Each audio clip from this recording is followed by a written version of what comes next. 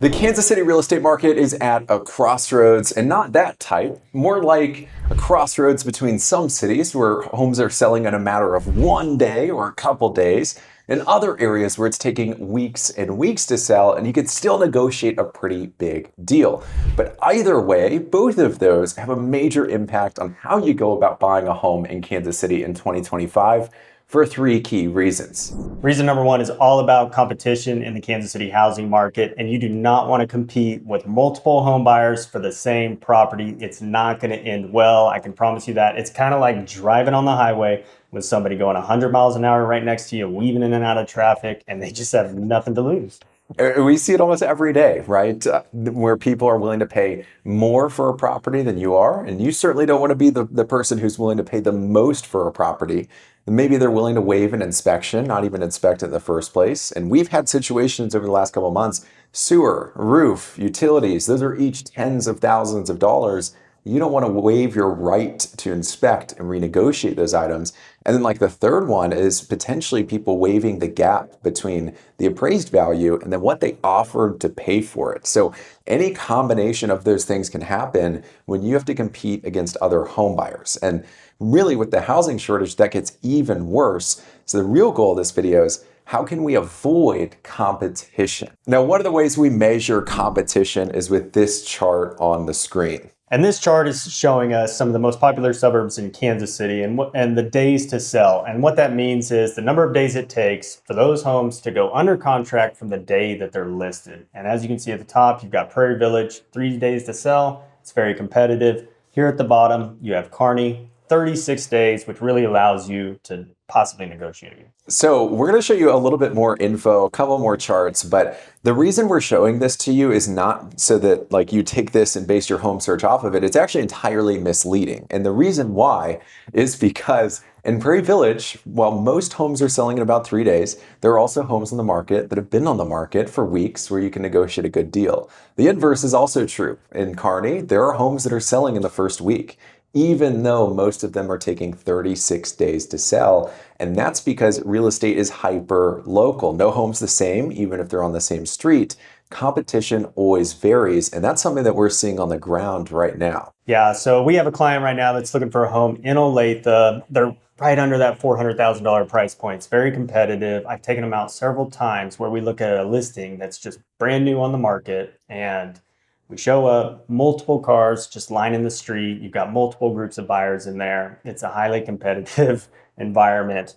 And the next day we get a message from the listing agent saying, hey, we need your highest and best final offer by 3 p.m. tomorrow afternoon. And you just don't want to be in a situation like that. Yeah, I try to avoid those like the plague. You know, there's a time and a place to fight the fight and put your armor on and prepare for war. But if you don't have to, it really doesn't make sense to. So another way that we look at competition and how to avoid it is based on this chart on the screen. This is a different one that shows the original list price compared to the actual sales price. And this isn't like the current list price because there are a lot of price cuts happening. So what was the price that they went live on the market at compared to what they sold at? And this would be another situation. Prairie Village, 100.4% of the original asking price received. Kearney, 95.7% of the original asking price received.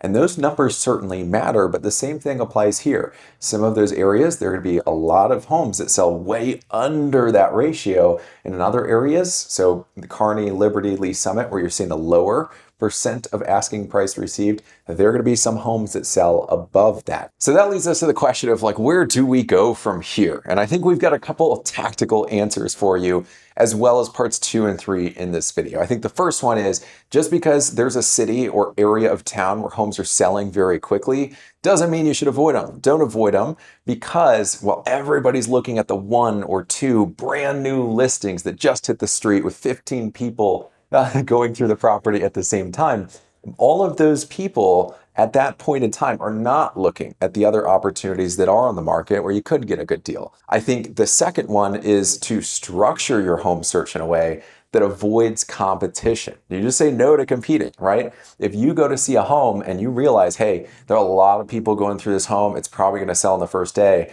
the threshold for you even considering writing an offer should be if it's not a 10 out of 10 or walking away, we're not even going to have a conversation about writing an offer. And then the third thing you can do is actually looking at comparable suburbs. Yeah, so if you're looking at a city that's got 2-3 days on market, it might be worth looking outside that city, going to find one that's very comparable, that fits all your needs and wants, and maybe has 10 or 12 days on market. And you might be able to have more time to find a good deal and negotiate. So any questions buying a home in Kansas City, avoiding competition, making sure you can negotiate, making sure you don't have to waive things like an inspection, appraisal, etc., that could cost tens of thousands of dollars, please go ahead and give us a phone call, text message, email. This is how we structure all of our clients' home searches. We don't want you to compete. We want to make sure you have leverage. And that starts with how you structure the home search and what types of homes you're even willing to go look at. So we're gonna move on to the second part of the video, which is all about market uncertainty. There are two main things standing out in the headlines right now, and one of those is the talk about tariffs, and the other is mortgage rates. Well, we're going to start with mortgage rates because that directly affects the housing market. We've got this chart on the screen here. You can see that the 30-year mortgage is currently right around that 7% mark. It's been there for quite some time. There has been talk that by the end of the year, 2025, we're going to see mortgage rates 6.5%. But I have no idea what's going to happen now, Nick. And I would not count on that either. And the reason I say it that way is because we've made dozens and dozens of videos on the channel. You could go back and watch them. You probably should. It's just kind of depressing at this point. But I mean, all these experts, they keep saying, oh, they're going to come down next week or next month or next year.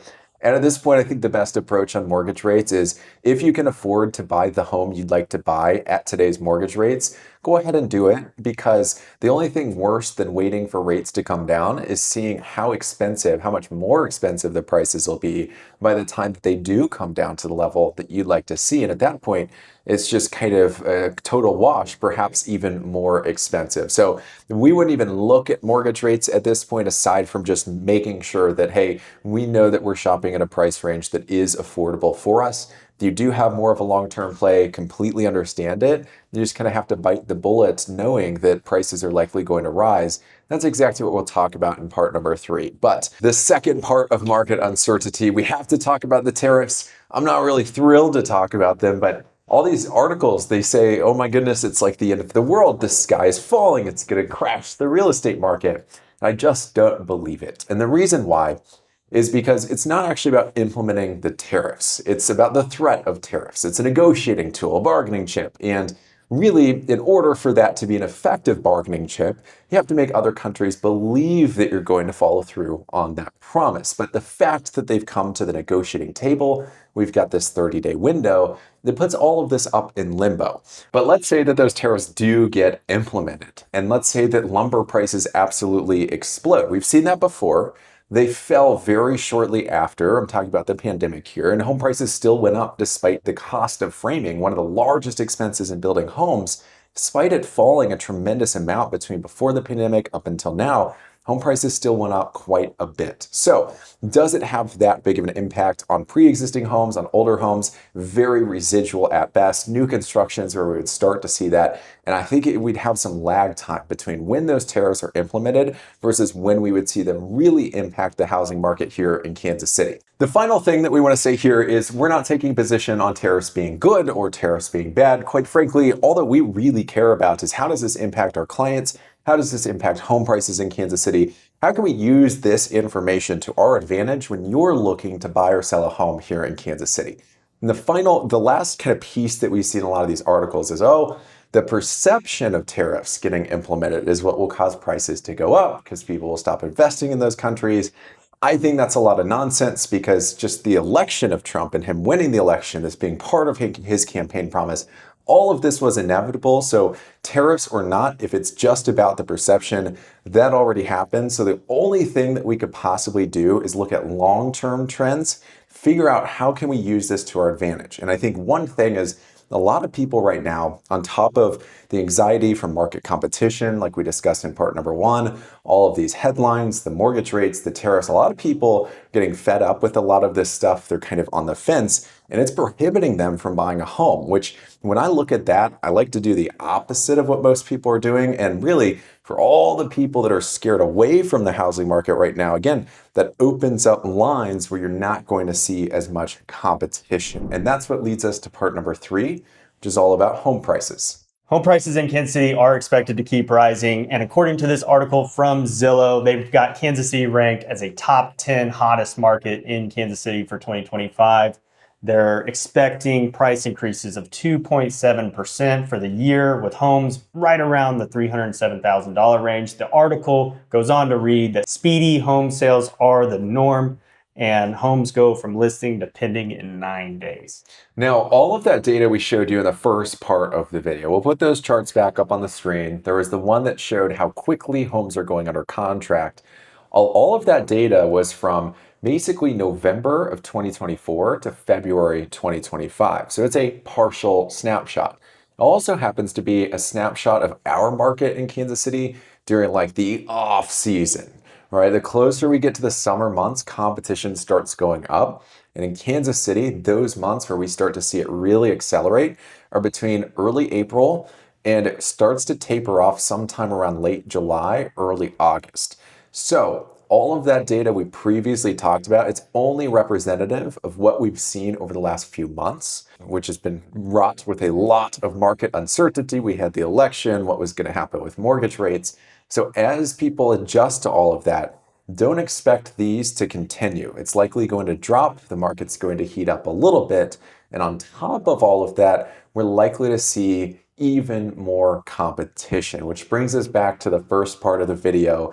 Any questions buying a home in Kansas City, selling a home in Kansas City? Competition, it's never your friend. We want to shield you from it as much as possible. And that starts with how you structure your home search from the very beginning. And it ends with how you negotiate the entire deal once you do have an accepted offer. And we'd love to do that for you. So give us a phone call, text message, email. Before you go, you can click right here for the video YouTube thinks you would enjoy the most. Or if you're relocating in Kansas City, we break down the whole process, how to negotiate it, what areas to look at. You can click right here for that video. So click either there or here. We'll see you on the other side.